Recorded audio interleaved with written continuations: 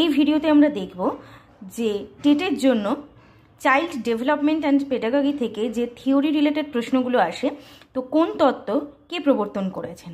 যেমন প্রাচীন অনুবর্তন তত্ত্ব, এই তত্ত্বের প্রবক্তা হলেন প্যাভলভ। প্রচেষ্টা ভুলের তত্ত্ব, এই তত্ত্বের প্রবক্তা হলেন থর্নডাইক, তিনি আবার বহু উপাদান তত্ত্বেরও প্রবক্তা।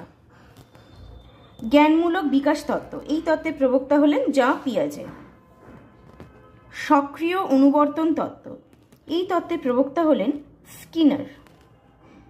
ভাষা বিকাশের তত্ত্ব, এই তত্ত্বের প্রবক্তা হলেন ভাইগটস্কি, তিনি আবার সামাজিক নির্মিতিবাদের তত্ত্বেরও প্রবর্তক।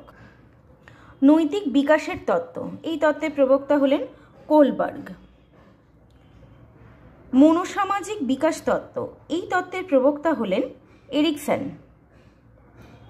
বুদ্ধির একক উপাদান তত্ত্ব, এই তত্ত্বের প্রবক্তা হলেন বিনে। কিন্তু বুদ্ধির দ্বি উপাদান তত্ত্ব, এই তত্ত্বের প্রবক্তা হলেন স্পিয়ারম্যান।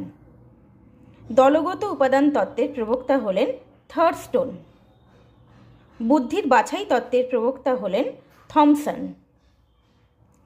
ত্রিমাত্রিক তত্ত্ব এবং বুদ্ধির সংগঠন তত্ত্ব, এই দুটি তত্ত্বেরই প্রবক্তা হলেন গিলফোর্ড। তথ্য প্রক্রিয়াকরণ তত্ত্ব, এই তত্ত্বের প্রবক্তা হলেন স্টার্নবার্গ। বহুমুখী বুদ্ধি তত্ত্ব, এই তত্ত্বের প্রবক্তা হলেন গার্ডনার। এগুলো কিন্তু খুবই ইম্পর্টেন্ট টেট পরীক্ষার জন্য। থ্যাংক ইউ সবাইকে।